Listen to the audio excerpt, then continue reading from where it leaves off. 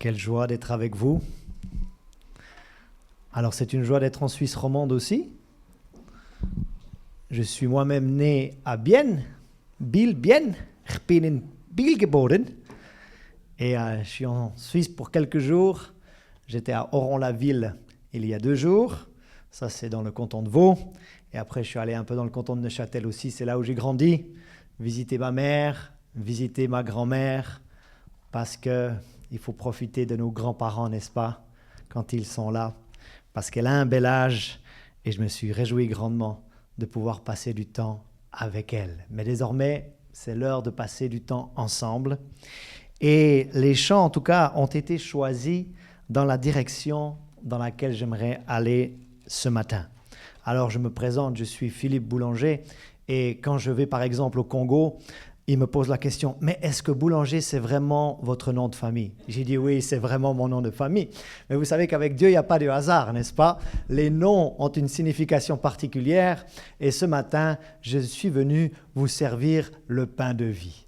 Ah, vous voyez qu'il n'y a pas de hasard dans la vie. En tout cas, merci au pasteur et à l'Assemblée de me recevoir parmi vous.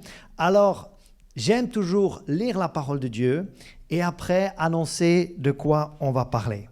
Et on va prendre 2 textes, pas très longs, et vous allez m'aider à faire la différence entre ces 2 textes.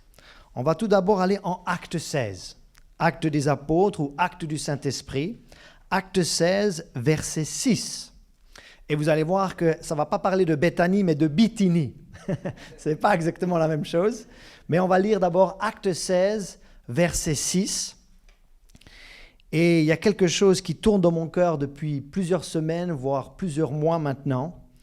Et quand j'en parle, que ce soit publiquement ou en vis-à-vis, ou certaines fois dans le conseil aussi, je vois que ça aide et ça a aidé beaucoup de personnes. Alors, Acte 16, verset 6 tout d'abord. Ayant été empêchés par le Saint-Esprit. Aidez-moi, qui les a empêchés? Le Saint-Esprit. Ayant été empêchés par le Saint-Esprit d'annoncer la parole dans l'Asie, ils traversèrent la Phrygie et le pays de Galatie. Arrivés près de la Mysie, ils se disposaient à entrer en Bithynie. Pas à Béthanie, mais en Bithynie. Mais l'Esprit ne leur permit pas. Qui ne leur a pas permis? Est-ce qu'on parle de l'Esprit de Dieu ici? On parle de l'Esprit de Dieu, n'est-ce pas? Dans ma Bible, c'est E avec un E majuscule. Donc, on parle de l'Esprit de Dieu. On parle du Saint-Esprit. Et le verset 8 nous dit, « Ils franchirent alors la Mysie et descendirent à Troas. » Remarquez que dans ce texte, l'Esprit de Dieu, le Saint-Esprit, ne leur a pas permis quelque chose à 2 reprises. Premièrement, d'aller en Asie et deuxièmement, d'aller en Bithynie. Gardez un doigt en Acte 16 et maintenant, on va aller en 1 Thessaloniciens chapitre 2. 1 Thessaloniciens chapitre 2.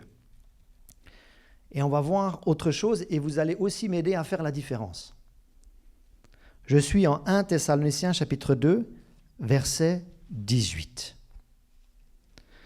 Je fais la lecture. Verset 18 de 1 Thessaloniciens 2. Aussi, voulions-nous aller vers vous, du moins moi Paul, 1 et même 2 fois. Écoutez la suite. Mais Satan nous en a empêchés. Qui les a empêchés? En Acte 16, qui les avait empêchés? En Acte 16, pas ici, en Acte 16. L'Esprit de Dieu, l'Esprit de Jésus, à 2 reprises, pas seulement 1 fois, pas seulement 2 fois, les avait empêchés d'aller dans une direction en Asie et dans une autre direction en Bithynie. Or, à présent, nous sommes en 1 Thessaloniciens chapitre 2. Paul écrit aux Thessaloniciens et il leur dit « J'aurais tellement voulu venir vous voir, non seulement 1 fois, mais à vrai dire à 2 reprises, mais quelqu'un m'en a empêché. » Est-ce que c'était l'Esprit de Dieu? En Acte 16, est-ce que c'était l'Esprit de Dieu? Oui. En 1 Thessaloniciens chapitre 2, est-ce que c'est l'Esprit de Dieu? Que Dieu nous donne le discernement. Et si vous cherchez un titre à notre temps ce matin ensemble, on pourrait l'appeler ainsi. Le discernement face à l'épreuve. Le discernement face à l'épreuve. Alors, dans ma propre vie, dans ma vie de famille, dans la vie de l'Église, en discutant avec d'autres, que ce soit côté français, que ce soit côté suisse et même ailleurs, l'impression me dit que 2025 n'a pas été une année facile. Est-ce que j'ai un même son de cloche ici à l'église Bethany, comme quoi 2025 n'a pas été une année de tout repos? Est-ce que ça vous rejoint quelque part? Est-ce que vous avez l'impression de faire face à des épreuves? Est-ce que vous avez l'impression de passer par le feu? Est-ce que vous avez l'impression d'avoir des défis en particulier? Mais ce matin, j'aimerais qu'on prenne le temps d'apprendre à discerner quand on est face à une épreuve. Est-ce que cette épreuve, ou est-ce que le défi qui est en face de moi, est-ce que c'est le Saint-Esprit qui est en train de m'empêcher d'aller dans cette direction? Ou est-ce que c'est l'ennemi de mon âme qui essaye de m'obstruer la route alors que je suis dans la bonne... Oui. Parce qu'une fois qu'on a identifié la nature de l'épreuve, une fois qu'on a réussi à discerner de quelle origine est cette épreuve, est-ce que je suis face à une porte fermée? Parce que quand Dieu ferme une porte, personne d'autre ne pourra l'ouvrir. Mais aussi, on pourrait dire, quand il ouvre une porte, personne d'autre ne pourra la fermer. Est-ce que je suis face à une porte fermée et le Saint-Esprit est en train de m'empêcher d'aller dans cette direction? À ce moment-là, il va falloir quoi? Je ne peux pas m'entêter dans cette voie. Il va falloir que je me redirige. En revanche, quand je suis dans une voie qui est bonne, quand une voie qui est bonne, agréable et même parfaite, quand je suis dans la volonté de Dieu, il se peut également qu'une épreuve se lève, qu'une tempête se lève, qu'un défi se lève, qu'un obstacle arrive. Mais à ce moment-là, si je suis dans la voie qui est celle que Dieu a pour moi, il ne faut surtout pas changer de voie. Mais non! Parce que sinon, on va passer à côté d'une grande victoire, d'une grande percée et d'une grande rémunération et d'une grande bénédiction. Quand je suis dans la voie divine, quand le chemin que Dieu a préparé d'avance pour moi et qu'une épreuve se lève, ma réponse, ce n'est pas redirection. Ma réponse, c'est persévérance. Et là, quand je persévère, quand je suis dans la voie qui est correcte, dans la voie qui est bonne, dans la voie qu'il a tracée d'avance pour moi, à ce moment-là, je peux m'attendre à des percées dans ma vie. Oh, je peux vous dire qu'en 2025, j'ai été chahuté. Je me suis posé de sincères questions. Et j'ai remarqué une chose, que ce qui prend le plus de temps, c'est de discerner la nature de l'épreuve. Mais une fois qu'on a discerné la nature de l'épreuve, celle à laquelle on est en train de faire face, une fois qu'on sait si elle est de nature divine ou de nature qui vient du royaume opposé, tu sais comment te positionner, tu sais quoi faire, tu sais où aller. Et je peux vous dire que les défis que j'ai traversés cet été sont en train d'être absorbés, sont en train de partir. Pourquoi? Parce qu'il a fallu prendre le temps de discerner. Est-ce que je suis face à quelque chose que le Saint-Esprit est-il en train de m'empêcher d'aller dans une certaine direction, ou est-ce que c'est l'ennemi de mon âme qui est en train de m'empêcher d'aller dans la voie qui est juste? Et une fois que vous savez, que vous avez le discernement, oh Philippe, aide-moi, comment puis-je avoir ce discernement spirituel? Il n'y a pas de raccourci. Il faut passer du temps dans le lieu secret. Il faut entrer dans sa chambre. Il faut fermer la porte. Il faut fermer la porte aux notifications WhatsApp. Il faut fermer la porte aux emails. Il faut fermer la porte aux coups de fil. Il faut fermer la porte à cette... Et c'est là dans le lieu secret. C'est là dans le calme. C'est là dans le calme et le repos qui est notre force. C'est là dans le calme et le repos que les réponses vont être données. Et j'ai su dans le lieu secret, par ma dévotion personnelle, qu'en réalité, ce que j'étais en train de traverser cet été, c'en était un qui voulait me dérailler d'une voie qui était bonne. Mais moi, j'étais sur le point de prendre une autre direction. Mais là, c'est lui qui aurait eu peut-être un cran d'avance sur moi. Mais après, par mon temps personnel avec Dieu, j'ai compris, non, je reste. Et maintenant, c'est de mon côté que la victoire est en... Oh! Vous savez quoi? J'ai remarqué ceci. Quand un enfant de Dieu face à l'épreuve, comment est-ce qu'il se positionne? Souvent, il a la réaction suivante. J'ai dû louper la volonté de Dieu. Pourquoi ai-je une épreuve dans ma vie? Pourquoi suis-je en train de traverser le feu? Pourquoi ai-je une si grande montagne qui se dresse contre moi? La première réaction qui est la nôtre, c'est qu'on a dû manquer le coche. On a dû manquer la volonté de Dieu. On a dû manquer un chemin qui était le nôtre. Mais vous savez quoi? Je suis venu de Nice, France, jusqu'à Écublanc, canton de Vaud, Suisse romande, pour vous dire ceci. Une épreuve ne veut pas forcément dire que vous êtes à côté de la volonté de Dieu. Je suis venu vous dire que vous pouvez être en plein cœur de la volonté de Dieu. Raison pour laquelle vous êtes face à l'épreuve. Et il y en a un qui essaye de faire les autotamponneuses avec vous pour vous déloger de la voie qui est la vôtre. Parce que si vous persévérez dans cette voie, son royaume à lui va être terrassé et le royaume de Dieu va être glorifié. Mais il faut le discernement. Est-ce que je me suis fait comprendre? Le discernement face à l'épreuve. Est-ce que je peux vous dire ce que Jésus a dit sur l'épreuve? Jésus a dit, dans ce monde, vous aurez des tribulations. Mais prenez courage, parce que j'ai vaincu le monde. Donc il n'est pas anormal, est-ce que mes propos sont suffisamment clairs? Il n'est pas anormal pour un enfant de Dieu d'être dans l'épreuve. Ce n'est pas bizarre. Parce que si ça avait été bizarre, Paul aurait toujours été bizarre. Parce qu'il a tellement eu d'épreuves dans sa vie. Mais voilà ce que Paul a dit quand il traversait des moments difficiles. Nous sommes pressés de toutes parts, mais non écrasés. Oh, peut-être que vous vous sentez pressé, mais je déclare que vous êtes non écrasé. Peut-être que vous avez un peu d'inquiétude, mais vous n'êtes pas désespéré. Peut-être que vous vous sentez persécuté à gauche, à droite, en haut, en bas, mais vous n'êtes pas abandonné parce qu'il est avec vous. Et dernièrement, peut-être vous vous sentez abattu face aux finances actuelles, abattu face à la situation familiale actuelle, abattu face à un diagnostic médical actuel, peut-être abattu, mais pas encore anéanti. Donc vous voyez que si Paul s'il avait jugé l'épreuve comme un facteur pour savoir s'il était oui ou non dans la volonté de Dieu, il n'aurait jamais été dans la volonté de Dieu. Mais il y en a d'autres qui se sont exprimés sur l'épreuve. Vous savez ce que dit Pierre, l'apôtre Pierre, sur l'épreuve? Ne soyez pas surpris. Oh! Donc je suis venu vous dire, très cher bien-aimé de Suisse romande, si vous êtes en train de traverser quelque chose de difficile, ne soyez pas surpris. C'est arrivé à Jésus. C'est arrivé aux apôtres. C'est arrivé aux plus grands hommes de la foi de Hébreux chapitre 11. C'est arrivé aux plus grandes héroïnes de la foi également en Hébreux chapitre 11. Il n'est pas anormal pour un enfant de Dieu de traverser quelque chose de difficile. Alors là, celui qui nous défie le plus face à l'épreuve, c'est peut-être l'apôtre Jacques.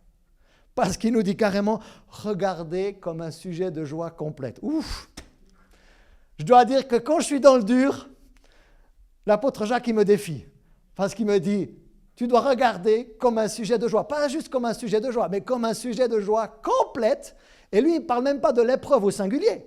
Il dit, regardez comme un sujet de joie complet les épreuves auxquelles vous êtes exposés. Donc on voit qu'il n'y avait pas seulement une épreuve, il peut y avoir certaines fois même des épreuves. Est-ce que vous me permettez un instant de me tourner et de vous expliquer que l'épreuve est un carrefour? Laissez-moi expliquer. Imaginez que vous arrivez à un carrefour et que l'épreuve est un carrefour. Et face à l'épreuve, il y a deux situations qui peuvent se passer. Premièrement, je peux tomber dans une saison de découragement.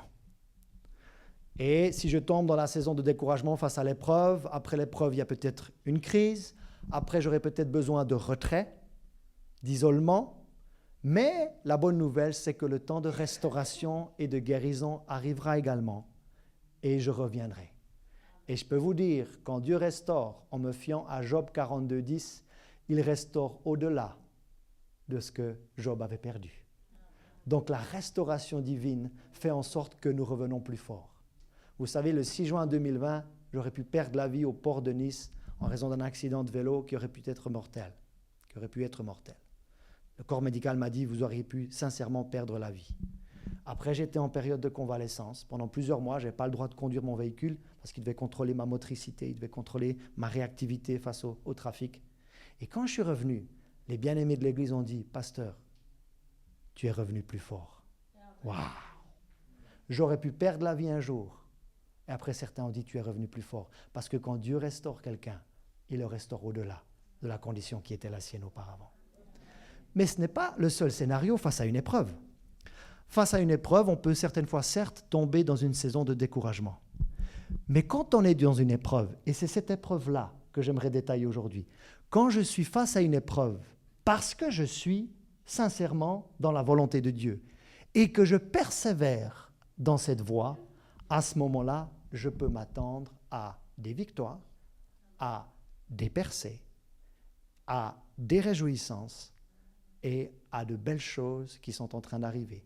Et quelque chose me dit qu'avant une grande conquête, il se peut qu'une grande tempête se lève. Souvenez-vous de Jésus et ses disciples, c'est Jésus qui avait dit, on passe de l'autre côté du rivage. Le temps était calme, mais tout d'un coup la tempête se lève. Mais on peut se poser la question, pourquoi la tempête se lève? Regardons ce qu'ils allaient faire de l'autre côté du rivage. De l'autre côté du rivage, il y avait un démonisé de Gadara qui était animé par beaucoup de mauvais esprits et il a eu une grande délivrance. Mais avant une grande délivrance, avant une grande conquête, une grande tempête peut se lever. Alors moi je me dis, si 2020 était difficile parce que j'ai failli perdre la vie, 2025 arrive en deuxième position de difficulté. Mais je me dis que peut-être qu'il y a eu beaucoup de difficultés en 2025, mais gloire à Dieu, parce que je sens qu'il y a de grandes percées et de grandes victoires qui arrivent aussi. Oh, je déclare que votre fin d'année 2025 ne sera pas comme le début de l'année 2025. Par foi et persévérance. Et j'aimerais insister sur le mot persévérance ce matin. Parce que oui, nous avons besoin d'être un peuple de foi. Parce que sans la foi, il est impossible de plaire à Dieu. Mais c'est par foi, Hébreux 6,12, et persévérance. Et s'il y a une chose que j'ai apprise en 2025, c'est la foi et la persévérance. Parce que quand j'ajoute la persévérance à ma foi, je peux hériter des promesses de Dieu et je peux entrer pleinement dans ce que Dieu a pour moi. Est-ce que je peux vous donner des exemples bibliques qu'une épreuve peut arriver alors qu'on est en plein cœur de la volonté de Dieu? C'est cette épreuve-là que j'aimerais détailler aujourd'hui. Parce que l'épreuve de Jonas, on la connaît. C'est-à-dire, on a désobéi à Dieu et il y a une tempête qui arrive dans notre vie. Mais celle qu'on a moins détaillée auprès des enfants de Dieu, c'est la tempête, l'épreuve, ou le défi, ou le feu, ou la fournaise qui peut arriver quand on est en plein cœur du plan de Dieu. Abraham arrive dans la terre promise. Abraham n'avait rien demandé à personne. Il habitait à Our en Chaldée. Dieu lui dit, tu quittes ton pays, tu vas dans une terre que je vais te montrer. Vous savez ce qui s'est passé? En moment où il arrive dans cette terre, est-ce qu'il était dans le plan de Dieu? Oui. Vous savez ce qui est arrivé? Si vous lisez en Genèse chapitre 13, une grande famine a éclaté. Moi, si j'avais été Abraham, je me suis dit, j'ai dû louper Dieu. J'ai dû louper Dieu. J'étais quelque part, je ne demandais rien à personne, j'ai suivi un Dieu, j'apprends certes à le connaître, il n'avait pas de Bible comme nous, j'arrive dans une terre qu'il m'a montrée, la première chose qui se passe, c'est qu'il y a une grande famine et il a dû descendre en Égypte pour pouvoir subvenir à ses besoins. La volonté de Dieu pour David, c'était de devenir roi. Quand David devient roi à l'âge de 30 ans, vous savez ce qui se passe, tu te dis, c'est bon, il est dans la volonté de Dieu, tout sera calme pour lui, il n'aura plus aucun défi dans sa vie. J'ai envie de dire, comme on dit chez nous, tu parles Charles. Il siège d'abord depuis Hébron. Depuis 7 ans et demi, il était à Hébron. Et là, il y avait une grande guerre civile qui a éclaté et il y avait une guerre entre la maison de David et la maison de Saül. Tu te dis, au moment où je vais pleinement entrer dans ce que Dieu a pour moi, ça sera calme. Eh bien, pour David, c'était la guerre. Au moment où il va régner depuis Jérusalem, 7 années et demie plus tard, il y a également une guerre, tous ses ennemis, tous les Philistins sont contre lui. Et pourtant, c'était le choix de Dieu qui devienne le roi d'Israël. Quand Paul et les siens l'Esprit de Dieu a dit non en Asie, non en Bithynie. L'Esprit de Dieu ne leur a pas permis. Ils arrivent finalement à Troas. À Troas, ils reçoivent une vision divine d'un Macédonien. Ils arrivent dans la ville de Philippe. Tu te dis, là tout sera facile pour eux. Ils ont suivi le Saint-Esprit leur a dit non en Asie, le Saint-Esprit leur a dit non en Bithynie, le Saint-Esprit leur a montré une vision d'un Macédonien pour passer sur le continent qu'on appelle aujourd'hui l'Europe. Ils arrivent dans la ville de Philippe. Tu te dis, tout sera calme pour eux. J'ai envie de dire, comme on dit chez nous, tu parles Charles. Ils finissent emprisonnés, les cèpes aux pieds, mais au lieu de se plaindre, ils ont chanté Dieu, ils ont loué Dieu. Et là, les verrous ont éclaté, les portes se sont ouvertes et ils ont été libérés. Waouh! Est-ce que je me suis fait comprendre qu'en citant Jésus, en citant Pierre, en citant Jacques, en citant Paul, en prenant les exemples d'Abraham, en prenant les exemples de David, en prenant les exemples de Paul et des siens, j'aurais pu prendre des exemples féminins aussi. Est-ce que c'est plus évident que l'épreuve n'est pas anormale pour un enfant de Dieu et que l'épreuve ne veut pas forcément dire qu'on a manqué Dieu? Elle est peut-être l'indicateur précis qu'on est en plein dedans. Mais c'est là qu'il nous faut du... Ah, il y a quelqu'un qui suit, merci. Il nous faut du discernement. Je peux vous dire ce qui m'a pris le plus de temps cet été, c'était un été compliqué, c'était le discernement. Mais une fois que le discernement m'est venu, grâce à mon temps personnel avec Dieu, la réponse, ma réaction, la direction à prendre, tout est devenu plus simple. Donc ça peut prendre un certain temps de discerner la situation dans laquelle nous nous trouvons. Ça, je le concède. Mais maintenant, voilà ce qui peut vous aider et ce qui a aidé tellement de bien-aimés. Est-ce que je peux relire ce qu'on a lu tout au début en Actes 16, versets 6 et 7 ? Ayant été empêchés par le Saint-Esprit d'annoncer la parole dans l'Asie, ils traversèrent la Phrygie et le pays de Galatie. Arrivés près de la Mysie, ils se disposaient à entrer en Bithynie, mais l'Esprit de Jésus ne leur permit pas. Est-ce qu'ici, on pourrait prendre une image, pour celles et ceux qui sont automobilistes? On va dire que là, dans Acte 16, on va utiliser le mot-clé « impasse ». Ils sont dans une impasse. Ou si je prends mes mains, ils sont arrivés dans un endroit où ils ne peuvent plus aller plus loin. Pourquoi? Parce que c'est le Saint-Esprit qui ne le permet pas d'aller dans cette direction. Et là, pour celles et ceux qui ont été enseignés, par exemple, sur l'autorité du croyant, je peux essayer d'exercer l'autorité du croyant toute la nuit. Je peux jeûner pendant 3 jours, 3 nuits, mais à sec. Je peux m'énerver jusqu'à devenir tout rouge, encore longtemps. Là, la bonne réaction de l'enfant de Dieu face à une impasse, ce n'est même pas le jeûne, ce n'est même pas la prière. Le jeûne et la prière vont vous aider au discernement, mais pas à traverser l'impasse. La meilleure réponse pour un enfant de Dieu face à une impasse, c'est la redirection. Qu'est-ce qu'a fait Jonas quand il s'est rendu compte qu'il était à côté? Il a dû se rediriger. Est-ce que ça vous aide? Parce que là, il y a une porte qui se ferme. Si mon épreuve est une porte que Dieu a fermée, je ne peux pas faire grand-chose à part être redirigé quelque part d'autre. Est-ce que vous comprenez? Mais maintenant, là où je suis venu mettre le doigt ce matin, c'est plutôt sur le scénario de 1 Thessaloniciens 2, 18. Aussi voulions-nous aller vers vous, du moins moi, Paul, une et même 2 fois. Souvenez-vous que Paul a le vif désir d'aller voir les Thessaloniciens 1 fois et même 2 fois. Comme moi, j'ai eu le vif désir d'aller voir ma mère et ma grand-mère avant de venir vous voir. Je ne voulais absolument pas quitter la Suisse avant de voir ma mère et ma grand-mère. En revanche, ici, qu'est-ce qu'on voit? Il ne faut surtout pas, dans ce scénario-là, se rediriger. On se redirige face à une impasse si le Saint-Esprit ne nous permet pas d'aller quelque part. Si Jésus, quand il ouvre une porte, nul ne peut la fermer. Mais s'il ferme une porte, nul ne peut l'ouvrir. Même le croyant, en exerçant son autorité, il ne va pas pouvoir l'ouvrir. Mais ici, quand Paul écrit aux Thessaloniciens, on n'est pas face à une impasse. On va appeler ça un obstacle. Je suis dans la voie que Dieu a pour moi. Je suis dans le chemin qu'il a tracé pour moi. Mais là, il y en a un qui m'oppose. Là, il y en a un qui n'est pas content. Parce que si je continue ici, il y aura davantage de conversion. Si je continue dans ce chemin, il y aura davantage de guérison. Si je continue dans ce chemin, il y aura davantage de percées financières. Si je continue dans ce chemin...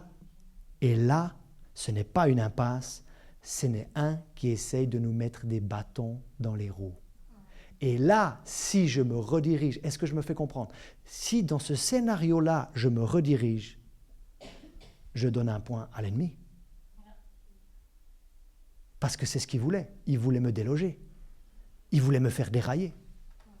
Et c'est là où, si, face à cette épreuve, qui est une épreuve qui essaye de contrecarrer la voie qui est la mienne, parce que c'est la voie que Dieu a pour ma vie, et si, face à cette épreuve-là, je persévère, à ce moment-là, je peux m'attendre à de belles choses et à de belles percées dans ma vie. Alors ma question, elle est très simple. Vu que l'épreuve n'est pas anormale pour un enfant de Dieu, à mon avis, en 2025, on a tous eu notre lot d'épreuves. Je suis le seul à avoir eu un lot d'épreuves? Non, je suis sûr que non. Je suis sûr que non. On n'est pas de ce monde, mais on est dans ce monde. Et moi, je vous pose une question simple. Êtes-vous face à une impasse parce que l'esprit ne vous permet pas d'aller dans cette direction? Ou êtes-vous face à un obstacle? C'est-à-dire que vous êtes dans la bonne direction, mais il y en a un qui veut vous freiner. Il y en a un qui veut vous mettre des bâtons dans les roues. Il y en a un qui veut vous déloger. Il y en a un qui veut vous faire dérailler. Et quand j'ai compris dans ma vie personnelle, parce que moi, comme d'habitude, comme bien souvent, ma première réaction, je me dis, je suis dans une situation qui est telle que j'ai dû louper Dieu quelque part. J'ai dû manquer le coche. Et j'étais prêt à me remettre en question. J'étais prêt à faire une introspection, me dire, Philippe, tu as peut-être manqué quelque chose. Tu as manqué une direction divine. Ça, c'était ma première réaction. Mais quand j'ai compris que ce n'était pas une épreuve en raison de ma désobéissance, mais une épreuve en raison de mon non. Que Dieu nous donne le discernement. Est-ce que vous êtes face à une épreuve due à une désobéissance comme Jonas? Ou est-ce que vous êtes face à une épreuve et vous êtes dans la barque avec Jésus et ses disciples et c'est Jésus lui-même qui vous a dit on passe de l'autre côté? Dans la vie, il y a des épreuves en raison de notre désobéissance. Mais on a oublié d'enseigner au peuple de Dieu que dans la vie, il y a aussi des épreuves parce qu'on est dans l'obéissance. Et c'est cette épreuve-là que je suis venu vous partager ce matin. Est-ce que ça répond à quelque chose dans le cœur? Et face à cette épreuve-là, peut-être qu'humainement, charnellement parlant, on va tout de suite se dire « j'ai manqué le coche ». Et j'ai été là. J'ai été là. Je me suis posé cette question. J'étais prêt à faire des changements. J'étais prêt à prendre de nouvelles décisions. J'étais prêt à ajuster ma vie. J'étais prêt à le faire. Mais après, je prends mon temps avec Dieu. Et quand tu ressens une direction dans ton cœur, est-ce que vous avez déjà remarqué que tout d'un coup, tu reçois une conviction dans ton cœur? La foi, c'est quoi? C'est la pleine conviction que ce que Dieu promet, il peut aussi l'accomplir. Et tout d'un coup, il y a quelqu'un avec qui je suis en binôme, en vis-à-vis. Il me dit, et c'est quelqu'un qui exerce beaucoup le jeûne et la prière. Et là, je pense qu'il était en jeûne et prière. Et il m'écrit un message. Il me dit, tu sais Philippe, par rapport à ce que tu m'as partagé là, je crois que pour toi, tu es plutôt dans cette phase où tu dois persévérer dans la voie qui est la tienne. Conviction personnelle que j'avais déjà reçue, et la confirmation arrive. Conviction, confirmation nous donne souvent une bonne direction. Ne laissez pas simplement la parole de quelqu'un d'autre vous donner une direction. Vous devez toujours avoir la conviction personnelle d'abord. Mais d'où vient cette conviction personnelle? C'est dans votre intimité avec Dieu. Est-ce que je peux reprendre l'exemple d'Abraham, de David et de Paul? Vous vous souvenez, ils étaient dans le plan de Dieu, vrai ou pas? Mais ils ont eu une immense épreuve qui est arrivée. Grande famine pour Abraham, de grandes guerres pour David et l'emprisonnement pour Paul et les siens. Je ne connais pas votre situation, mais c'est quand même, je pense que ce que j'ai traversé reste minime par rapport à ce qu'eux ont traversé. Mais quand ils sont revenus, quand Abraham est allé en Égypte chercher des vivres et qu'il est revenu dans la terre promise ou dans le pays promis, vous savez ce qu'il a vécu? De grandes victoires. Grande victoire contre Kedorlaomer, de grandes victoires contre les rois. Dieu renouvelle sa promesse de descendance, Dieu lui renouvelle sa promesse d'un pays. Melchisédek arrive pour le bénir et Abraham lui donna la dîme de tout. Voyez-vous que s'il avait totalement jeté l'éponge, il aurait manqué de grandes victoires dans sa vie. Et j'aimerais aussi vous dire ceci, c'est bien souvent quand on est sur le point de toucher ce qui nous est promis, de toucher ce qui est merveilleux, de toucher une grande victoire, de toucher une grande percée, qu'il y en a un qui se déchaîne le plus contre nous et que l'enfant de Dieu a tendance à totalement jeter l'éponge. Et je suis venu vous dire, face à l'épreuve qui est la vôtre, si c'est une épreuve qui est en raison de votre obéissance à Dieu, ne lâchez surtout pas maintenant, parce qu'il y a quelque chose de bon. Je prophétise qu'il y a quelque chose de bon, d'agréable et de parfait qui vient dans votre direction. Mais ça va demander de la foi et ça va demander de la persévérance. Quand David est roi, ça lui a pris des années, depuis l'onction qu'il avait reçue, jusqu'à officier en tant que roi, il y a eu bien des années.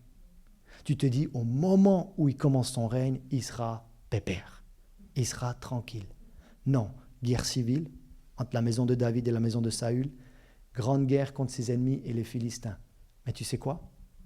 Vu qu'il n'a pas lâché le morceau, vu qu'il a été comme un bulldog avec la parole qu'il avait reçue de Dieu, grande victoire contre la maison de Saül dans la guerre civile et grande victoire contre ses ennemis, les Philistins, de Geba jusqu'à Gézer. Qu'en est-il de Paul? Quand il a suivi la direction de Dieu, pas en Asie, pas en Bithynie, une vision de Troie, se passe à Philippe. Quand il a écrit aux Thessaloniciens de ce qui s'est passé à Philippe, il y a eu des outrages, il y a eu un grand combat. Mais l'Église qui est née à Philippe, alors ce n'est pas parce que je me prénomme Philippe, mais l'Église qui est née à Philippe est une des églises les plus exemplaires et les plus pures du Nouveau Testament.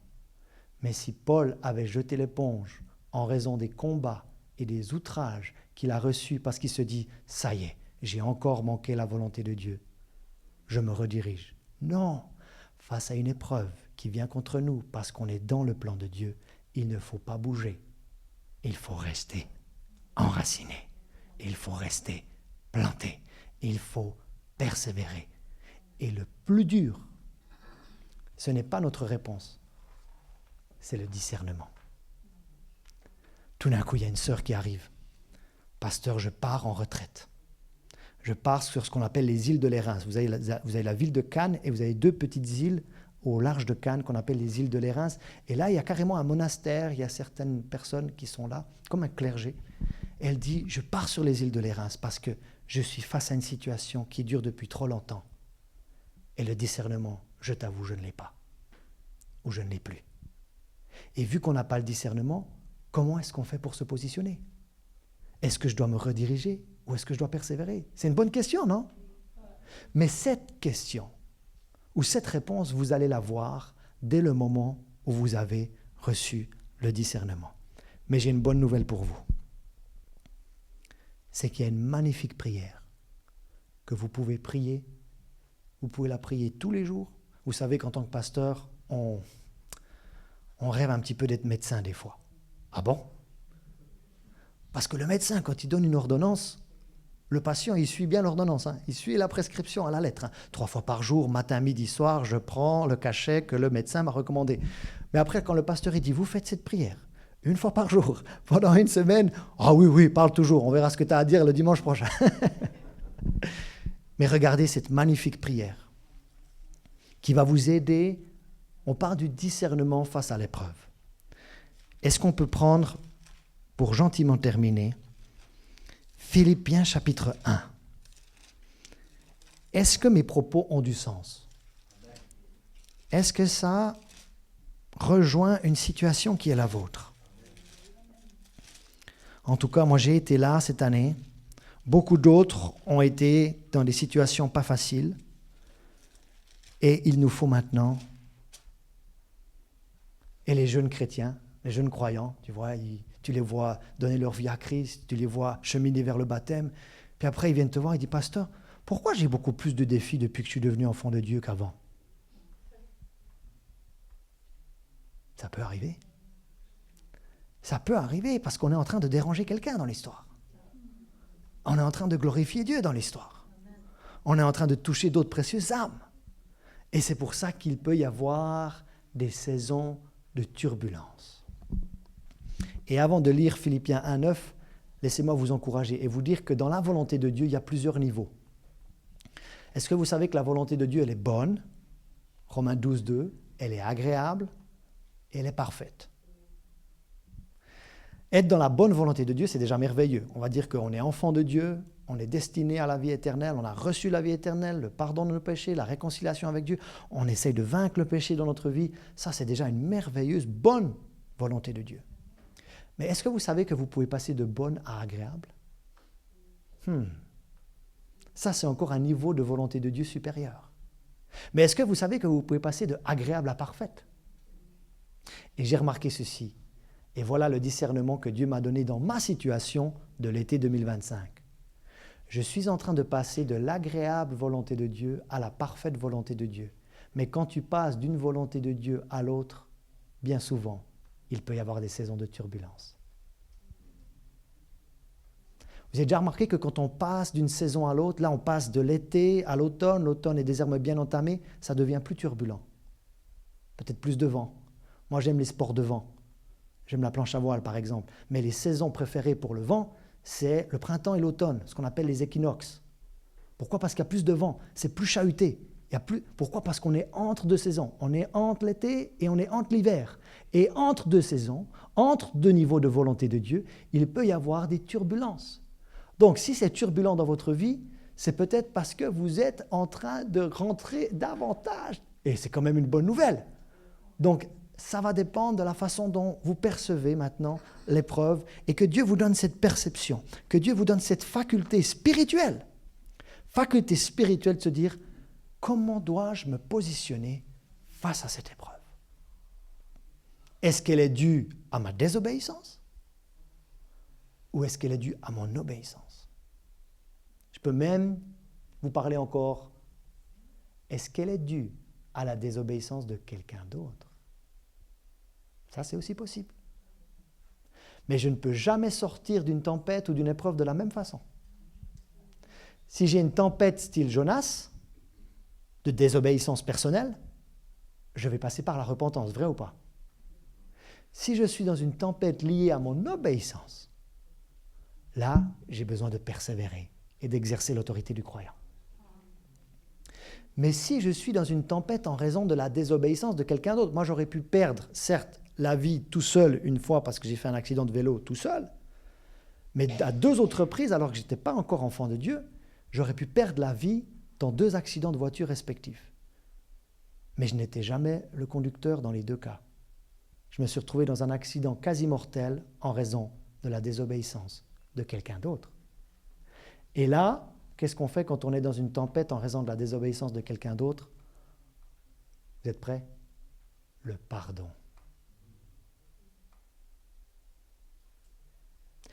Mais tout part du discernement. Suis-je dans une tempête de Jonas? Suis-je dans une tempête style Jésus et ses disciples? Suis-je dans une tempête comme Paul quand il a échoué sur l'île de Malte? Lui ne voulait pas prendre la mer.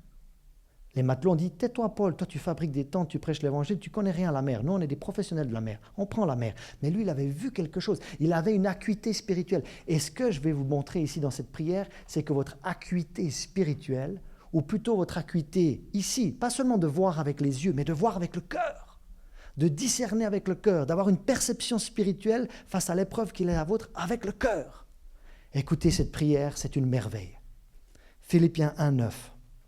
Oh, cette prière, je l'ai priée pour moi à bien des reprises ces derniers temps. Cette prière, je l'ai priée pour l'Église à bien des reprises ces derniers temps. Écoutez ceci, et je vous encourage, face à l'épreuve ou aux épreuves qui sont les vôtres, de prier cette prière. Je suis en Philippiens 1,9. Est-ce que vous avez trouvé?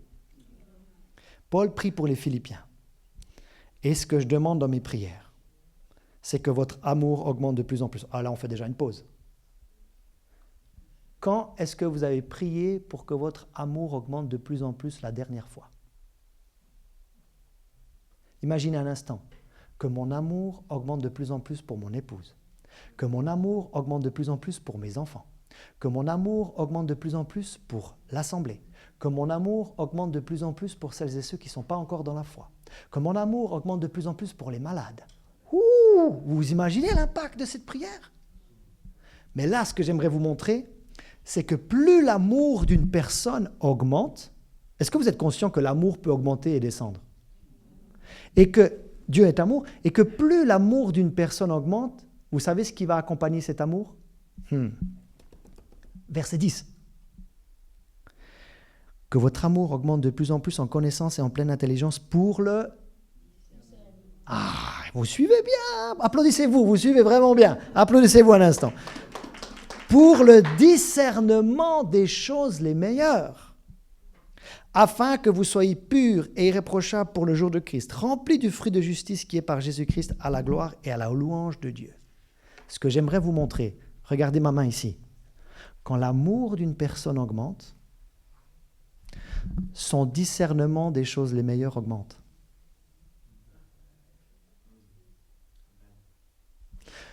Plus l'amour d'une personne descend, plus le discernement descend. Et après, on se retrouve avec un bien-aimé pasteur. Tout est nébuleux dans ma vie. Tout est brouillard. Je n'ai plus d'acuité spirituelle. Je n'ai plus... Et là, j'ai dit, contrôle ta marche dans l'amour. Est-ce que tu marches dans l'amour avec ton conjoint? Est-ce que tu marches dans l'amour avec tes enfants? Est-ce que contrôle ta marche dans l'amour? Parce qu'une fois que la marche de l'amour augmente, l'acuité spirituelle augmente. Le discernement spirituel augmente. Et là, je suis en train de vous dire que ça va peut-être prendre plus de temps de discerner la situation qui est la vôtre. Mais une fois que vous en avez le discernement, vous saurez comment répondre. Vous saurez comment réagir. Vous saurez comment vous positionner. Vous saurez quelle direction prendre. Waouh! Est-ce que vous savez que cette prière, c'est Paul qui l'a écrite pour les Philippiens, mais vous pouvez la personnaliser pour vous. Vous pourriez dire ceci, cette semaine, dans votre lieu secret. Et ce que je demande dans mes prières, c'est que mon amour, pas seulement l'amour des Philippiens, que mon amour augmente de plus en plus pour le discernement des choses les meilleures. Vous savez, plus vous avancez dans la maturité spirituelle, ça ne sera plus seulement le discernement entre le bien et le mal. Bon, aujourd'hui, on est dans ce que le prophète Ésaïe a annoncé. On appelle le mal bien et le bien mal. Vous avez remarqué? Si vous lisez Ésaïe 5, 20, par exemple, Ésaïe a prophétisé qu'il viendra un temps, et on est en plein dedans, où on appelle le mal bien et le bien mal. Donc ça veut dire que certains, ils n'ont même plus le discernement entre le bien et le mal. Mais pour un enfant de Dieu qui grandit spirituellement, j'aimerais vous dire ceci. Mon expérience me fait dire ceci, que ça ne sera plus seulement le discernement requis entre ce qui est bien et ce qui est mal. Mais au bout d'un moment, il va falloir discerner entre ce qui est bien et ce qui est mieux. Et entre ce qui est mieux et ce qui est meilleur. Parce que là, on parle du discernement des choses les meilleures.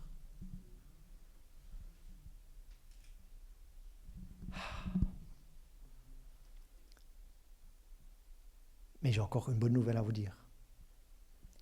Que pour celui qui a discerné qu'il est face à une épreuve en raison de son obéissance, qui est celui qui est face ou celle qui est dans une épreuve en raison qu'il est en train de cheminer dans la volonté de Dieu.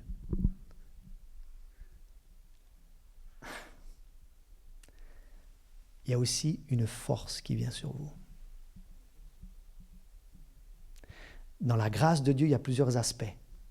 Il y a la grâce qui sauve. Et je pense qu'ici, vous avez tous goûté à la grâce qui sauve. C'est par la grâce que nous sommes sauvés par le moyen de la foi. C'est le don de Dieu, ce n'est point par nos œuvres. Ça, c'est la grâce salvatrice. Mais est-ce qu'un enfant de Dieu, une fois qu'il a goûté au salut, expérimenté le salut, est-ce que Dieu se dit, pour lui, là, pour Philippe, il connaît Jésus, il est en Jésus-Christ, il a la vie éternelle, mais je vais fermer le robinet de grâce au-dessus de sa vie, il n'a plus accès à aucune grâce. Non. Une fois que quelqu'un a goûté à la grâce salvatrice de Dieu, Vous savez quel autre type ou quel autre aspect de la grâce un enfant de Dieu peut bénéficier? La grâce qui fortifie, la grâce qui affermit, la grâce qui nous fait tenir ferme, la grâce qui nous fait persévérer dans l'épreuve.